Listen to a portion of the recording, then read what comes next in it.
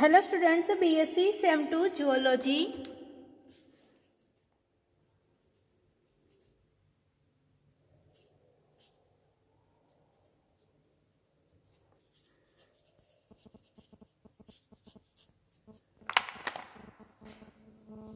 We have discussed in the last lectures classifications of the phylum Arthropoda. Right. Now we will going to start classifications of phylum Mollusca.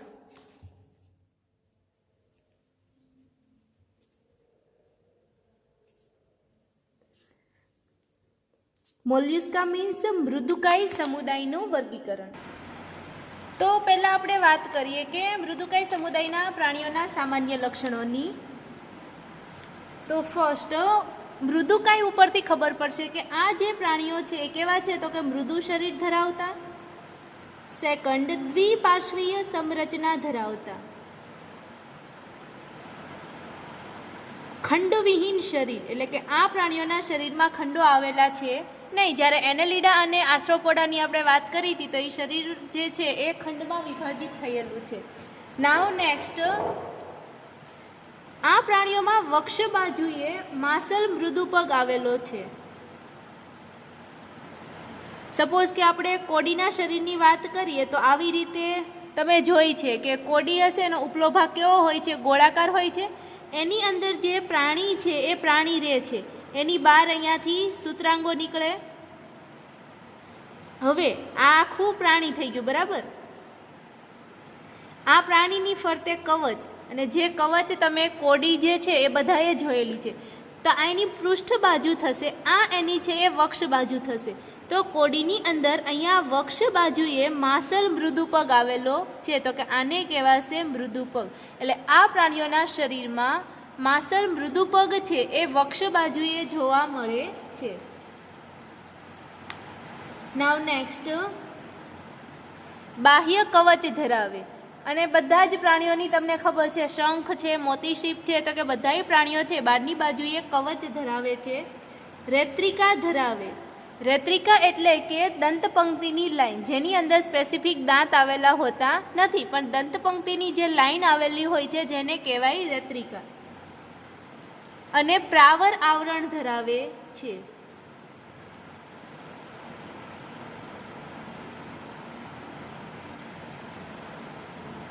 જેમાં અગ્ર બાજુએ શીર્ષ અને પૃષ્ઠ બાજુએ વિસરલ માંસ ધરાવે છે। એટલે કે આ પ્રાણીઓના જે શરીર છે એમાં 4 ભાગ આવે છે: શીર્ષ, વિસરલ માંસ, માસલ મૃદુપગ અને પ્રાવર આવરણ। રાઈટ। નાવ નેક્સ્ટ, પ્રાણીઓ છે એનું આયોજન કેવું છે, તો કે અંગતંત્ર સ્તરીય આયોજન જોવા મળે છે। દેહકોષ્ઠધારી, ત્રિગર્ભસ્તરી પ્રાણીઓ,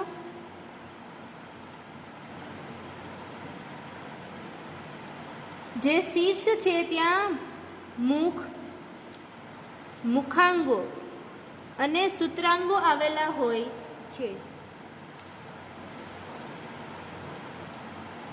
આંખ જે છે એ સદંડી આંખો આવેલી છે, અને અન્ય સંવેદી અંગો આવેલા છે। સંવેદી અંગો એટલે કે જે પ્રકાશ, રસાયણ કે બાહ્ય વાતાવરણની કોઈ પણ સંવેદના છે એ ગ્રહણ કરવાનું કાર્ય કરશે। આ પ્રાણીઓના શરીરની વાત કરીએ તો આ જે છે એ કોડીનું શરીર છે, એનો પૃષ્ઠભાગ, આ નીચેનો માસલ ભાગ એ મૃદુપગ એટલે કે વક્ષ ભાગ। અહીંયા પ્રાણીનો પૃષ્ઠભાગ અને એનું કવચ છે એની વચ્ચેની જે જગ્યા છે એને કહેવાશે પ્રાવર આવરણ। એ પ્રાવર આવરણનું કામ છે કે જે બહારના કવચનો સ્ત્રાવ કરે। અને કવચ શેના બનેલા છે, તો કે કેલ્શિયમ કાર્બોનેટના બનેલા છે। રુધિરાભિસરણ તંત્રની વાત કરીએ તો ખુલ્લા પ્રકારનું।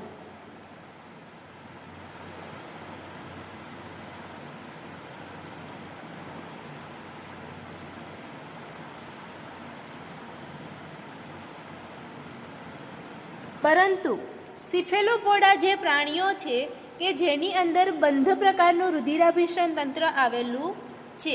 હૃદય છે એ ત્રિખંડી છે કે જેની અંદર 2 કર્ણક અને 1 શેપક ધરાવે છે. કોની વાત કરીએ છીએ તો કે સિફેલોપોડા વર્ગના પ્રાણીઓની અંદર. રાઈટ. રુધિરમાં અમીબાસમ કોષો આવેલા છે, એટલે કે રુધિરના જે કોષો હશે એ અમીબા જેવા આકારના છે.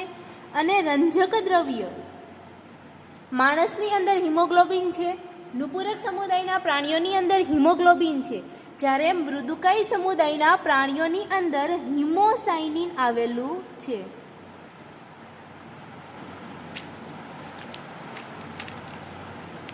મૃદુકાય સમુદાયના પ્રાણીઓમાં શ્વસન છે એ ઝાલર કે ફેફસા દ્વારા થાય છે.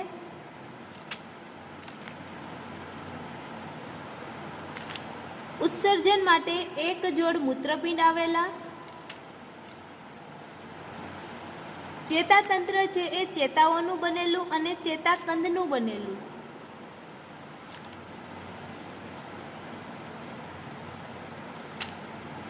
નાવ નેક્સ્ટ, જે સંવેદી અંગો આવેલા છે કે જેની અંદર આંખ, સ્થિતકોષ્ઠ, ઓસ્ફ્રિડિયમ જેવા સંવેદી અંગો હાજર છે.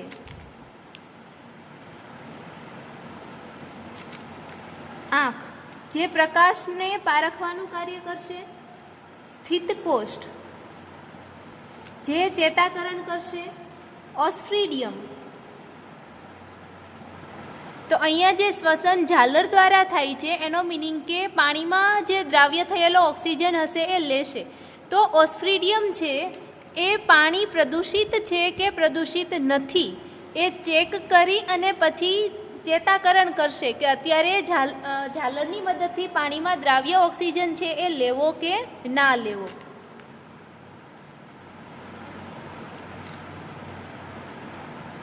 આ પ્રાણીઓ છે એ એકલિંગી અથવા તો ઉભયલિંગી છે.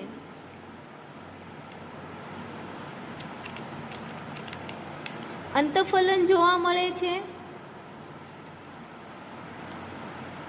વિકાસ પ્રત્યક્ષ કે પરોક્ષ છે. જો પ્રત્યક્ષ હશે તો એમાં ડિંભ અવસ્થા ગેરહાજર અને જો પરોક્ષ વિકાસ હશે તો ડિંભ અવસ્થા હાજર. પ્રાણીઓ છે એ જમીન પર રહેનારા, મીઠા પાણીમાં કે દરિયામાં રહેનારા છે, એટલે સ્થળજ કે જલીય નિવાસસ્થાન ધરાવતા પ્રાણીઓ. હવે મૃદુકાય સમુદાયના પ્રાણીઓની સામાન્ય લક્ષણોની વાત થઈ ગયા પછી એનું વર્ગ સુધીનું ક્લાસિફિકેશન જોઈએ. સમુદાય મૃદુકાય,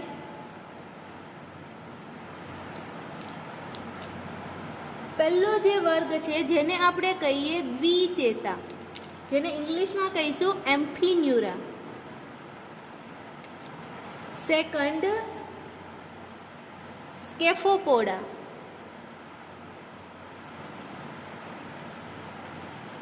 નૌકાપાદ. ઉદરપાદી જેને કહીશું ગેસ્ટ્રોપોડા. દ્વિપટલા, પેલેસીપોડા. અને નાવ નેક્સ્ટ શીર્ષપાદી. તો સિફેલોપોડા.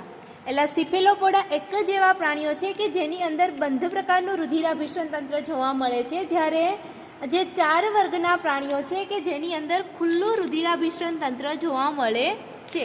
એટલે કે મૃદુકાય સમુદાય છે એ 5 વર્ગમાં વિભાજન પામે છે. ફર્સ્ટ દ્વિચેતા, સેકન્ડ નૌકાપાદ, થર્ડ ઉદરપાદ, ફોર્થ દ્વિપટલા એન્ડ ફિફ્થ શીર્ષપાદી પ્રાણીઓ.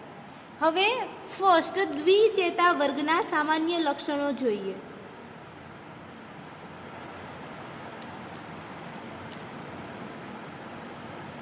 દ્વિચેતા વર્ગના પ્રાણીઓ સમુદ્રવાસી, શરીર લાંબુ, શીર્ષ ખૂબ જ નાનું. થર્ડ, પૃષ્ઠ બાજુએ 8 અનુપ્રસ્થ હારમાં ગોઠવાયેલી તકતીઓમાં વહેંચાયેલું. કવચ પ્રાણી શરીરની પૃષ્ઠ બાજુએ આવેલું છે. 8 8 અનુપ્રસ્થ હારમાં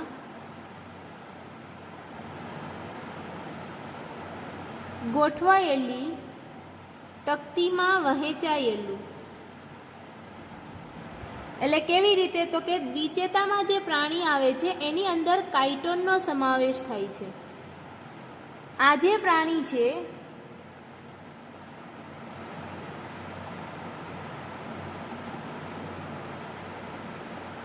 કે જેની અંદર 8 કવચ આવેલા છે અને એ પૃષ્ઠ બાજુએ આવેલા છે, અને અનુપ્રસ્થ હારમાં ગોઠવાયેલી એટલે કે એ જે કવચ છે એ આડા આવેલા છે.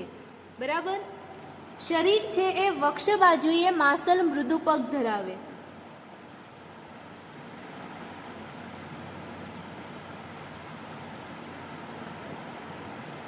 આ એની પૃષ્ઠ બાજુ છે, તો કે એના નીચે માસલ મૃદુપગ હશે કે જેની મદદથી પ્રચલનનું કાર્ય કરશે. મૃદુપગની ખાંચમાં 6 થી 80 જેટલી ઝાલર આવેલી છે અને ઝાલરની મદદથી શ્વસનનું કાર્ય કરશે.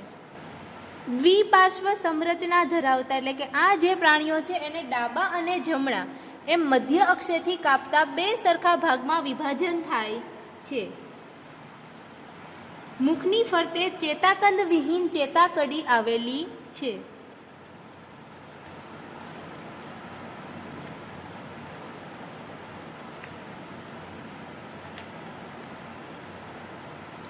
અળસિયાની અંદર આપણે જોયું હતું કે જે ચેતાકડી છે એના આગળનો ભાગ હતો ત્યાં આવી રીતે ચેતાકંદ આવેલા હતા. અહીંયાથી જે ચેતાકડી બનતી હતી અને એ વક્ષ ચેતારજ્જુ બનાવે બેવડો. તો અહીંયા જે ચેતાકડી આવેલી છે મૃદુકાય સમુદાયના પ્રાણીઓમાં એમાં ચેતાકંદ છે એ ગેરહાજર છે. આ વર્ગના પ્રાણીઓમાં પ્રાવર અને રેત્રિકા હાજર.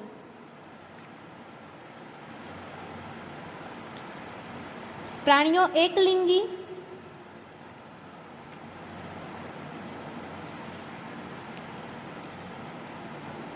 ઈંડામાંથી ડિંભ બને છે એટલે કે વિકાસ છે એ પરોક્ષ જોવા મળે છે અને અંડપ્રસવી પ્રાણીઓ છે. ઉદાહરણની અંદર આવશે કાઇટોન.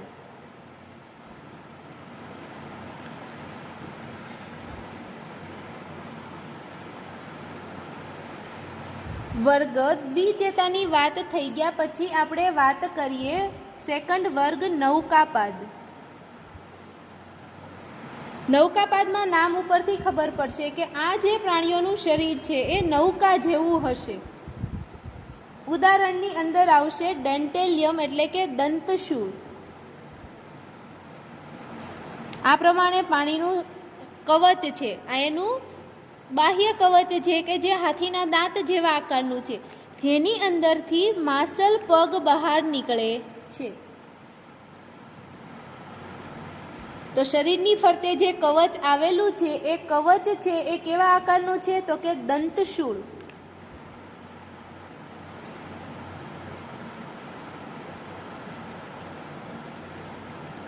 તો નૌકાપાદી પ્રાણીઓ છે એ દંતશૂળ આકારનું કવચ ધરાવતા, નલિકામય અને બંને છેડેથી ખુલ્લું.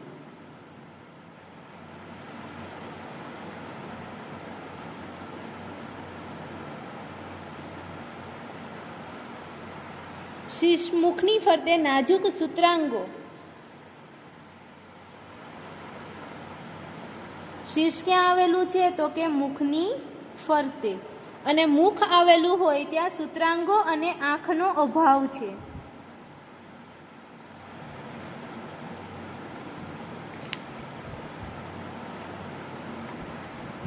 પગ જે છે એ શંકુ આકારનો અને લાંબો હોય છે.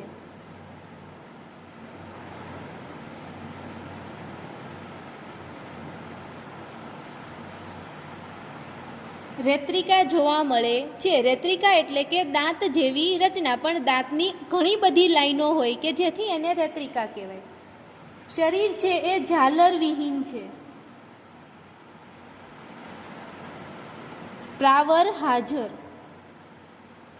પ્રાણીઓ છે એ એકલિંગી પ્રાણીઓ છે. અંતઃફલન દર્શાવે અને એનો જે વિકાસ છે એ પ્રત્યક્ષ થતો નથી. એટલે કે ડિંભ અવસ્થા હાજર. અને સ્થળની દ્રષ્ટિએ વાત કરીએ તો આ જે પ્રાણીઓ છે એ સમુદ્રવાસી પ્રાણીઓ છે. ઉદાહરણની અંદર કહીએ તો ડેન્ટેલિયમ એટલે કે દંતશૂળ.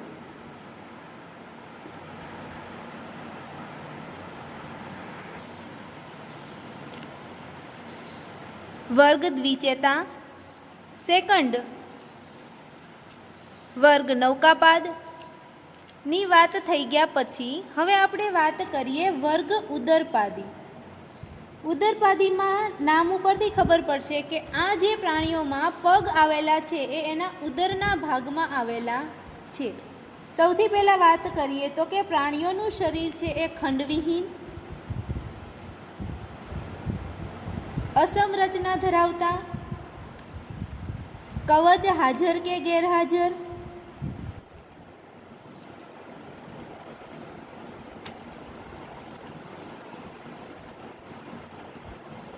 શીર્ષ છે એ પૂર્ણ વિકસિત હોય છે.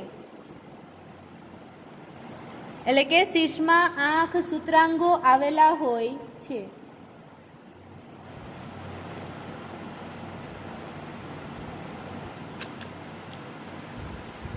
આ પ્રાણીઓના શરીર છે એનું વિભાજન છે એ 4 ભાગમાં થયેલું હોય. શીર્ષ,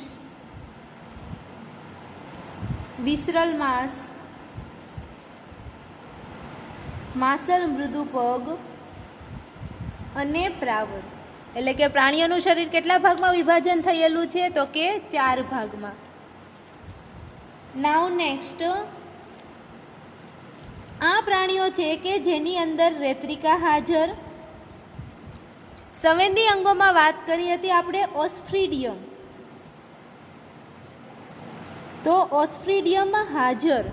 ઓસ્ફ્રીડિયમનો મિનિંગ થશે કે જે પ્રાણીઓ છે એનું આ સંવેદી અંગ છે. ઓસ્ફ્રીડિયમ છે એ પાણીના પ્રવાહમાંથી સંવેદના ગ્રહણ કરશે કે પાણી છે એ પ્રદૂષિત છે કે પ્રદૂષિત નથી, અને ત્યાર પછી પ્રાણીઓ છે એ એના શ્વસન માટે દ્રાવ્ય ઓક્સિજનનો યુઝ કરશે.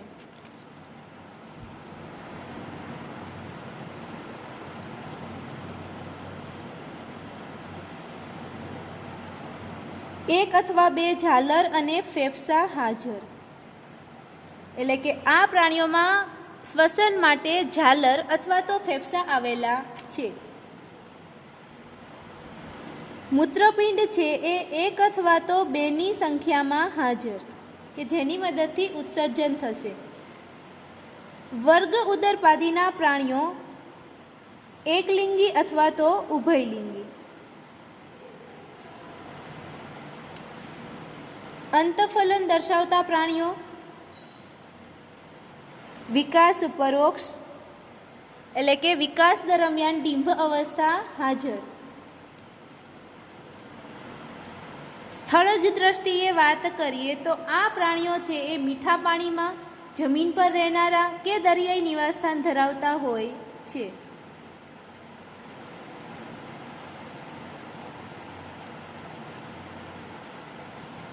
એટલે કે જલજની વાત કરીએ તો મીઠા અને ખારા પાણીમાં રહેનારા અને સ્થળજ નિવાસસ્થાન ધરાવતા. ઉદાહરણની વાત કરીએ તો પાયલા. પાયલાનો મિનિંગ થશે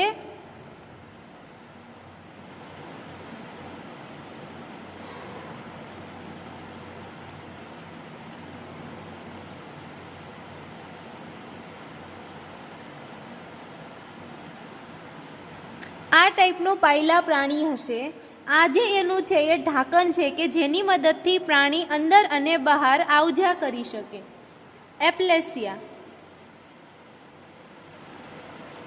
અને થર્ડ કોડી. કોડીની તમને વાત કરી દીધી કે આ જે છે એ કોડીનું કવચ. અહીંયા જે છે એ કોડી પ્રાણી કવચમાં ગોઠવાઈને રહે છે, અને નીચે જે કોડીને તમે ઊંધી કરો ને જે જગ્યા જોવા મળે છે એમાંથી કોડીમાંથી માસલ મૃદુપગ બહાર નીકળશે કે આ માસલ મૃદુપગની મદદથી કોડી છે એ ચાલવામાં એને મદદરૂપ થાય છે. ચોથો વર્ગ છે કે જેને આપણે કહીએ દ્વિપટલા. તો દ્વિપટલા વર્ગના પ્રાણીઓની વાત કરીએ તો કે આ પ્રાણીઓની અંદર દ્વિપટલ કવચ જોવા મળે છે. એટલે કવચ છે એ 2 પટલવાળું છે.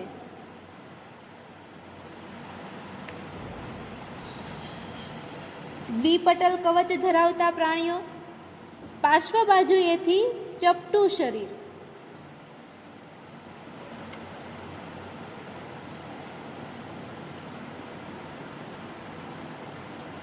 ઉદાહરણની વાત કરીએ તો કે યુનિયો અને કંસારા શીપ, કે જે ઘણી વખત તમે જોયું હશે કે રેતીની અંદરથી જે બંને બાજુથી છીપ નીકળે છે,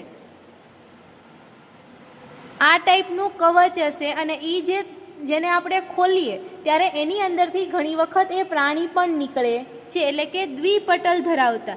એટલે કે આ જે ઉપર ગોળાકાર રચના હોય છે, નીચે પણ ગોળાકાર રચના હોય છે કે જેને આપણે ખોલી શકાય છે, એટલે કે દ્વિપટલ કવચ ધરાવતા પ્રાણીઓ. પાર્શ્વ બાજુએથી ચપટું શરીર, એટલે કે આવી રીતે કવચ હોય છે તો બંને પાર્શ્વ બાજુએથી શરીર કેવું થશે તો કે ચપટું, પ્રાવર ચપટું. તો કે આ પ્રાણીઓનું કવચ છે, એની અંદર જે પ્રાણી રહે તો એ પ્રાવર રચના પણ કેવી થશે તો કે ચપટું.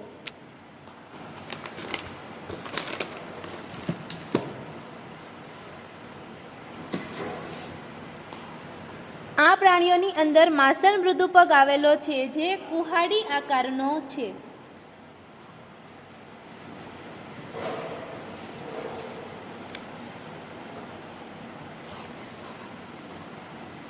શરીરનું વલ્યન થયેલું હોતું નથી, એટલે કે આ પ્રાણીઓનું શરીર છે એ વલ્યન થયેલું હોતું નથી.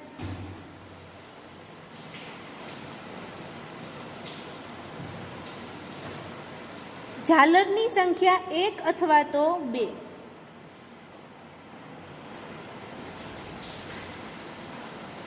તકતી જેવી અને પાતળી ઝાલર ધરાવતા પ્રાણીઓ. મોટા ભાગે પ્રાણીઓ સમુદ્રવાસી છે, જ્યારે ક્યારેક આ પ્રાણીઓ મીઠા પાણીમાં પણ જોવા મળે છે. પ્રાણીઓ એકલિંગી.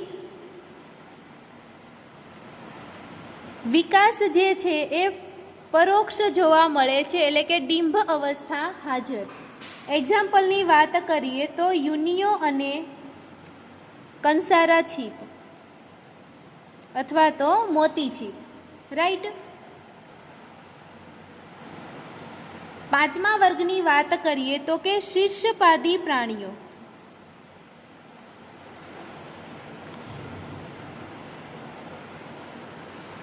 શીર્ષપાદી પ્રાણીઓની અંદર એક્ઝામ્પલ આવશે સેપિયા અને ઓક્ટોપસ. ઓક્ટોપસની અંદર તમને ખબર છે કે આ રીતે પ્રાણી હોય છે. આ પ્રાણીનું શીર્ષ થશે, અહીંયા આંખો આવેલી છે, અહીંયા જે એના હસ્તો નીકળે છે પ્રાણીમાંથી 8,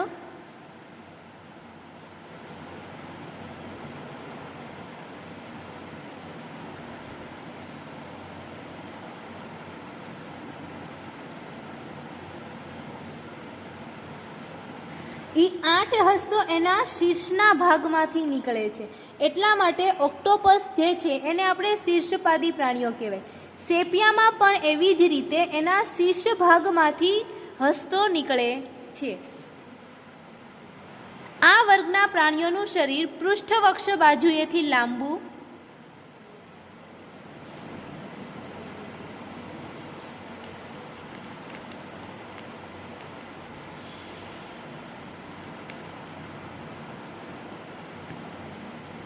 કવચ બાહ્ય, અંતસ્થ અથવા તો કવચનો અભાવ જોવા મળે છે.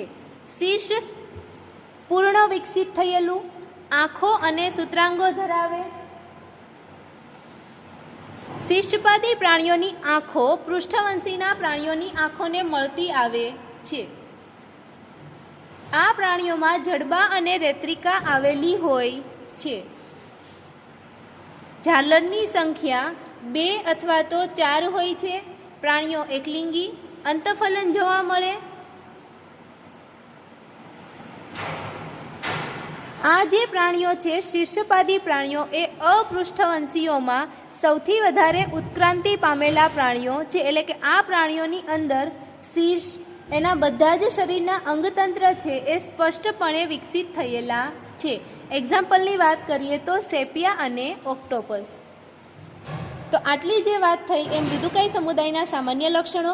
મૃદુકાય સમુદાયનું વર્ગ સુધીનું ક્લાસિફિકેશન કે જેની અંદર 5 વર્ગમાં વિભાજન થાય છે: દ્વિચેતા, નૌકાપાદી, ઉદરપાદી, દ્વિપટલા અને શીર્ષપાદી પ્રાણીઓ. Okay, thank you.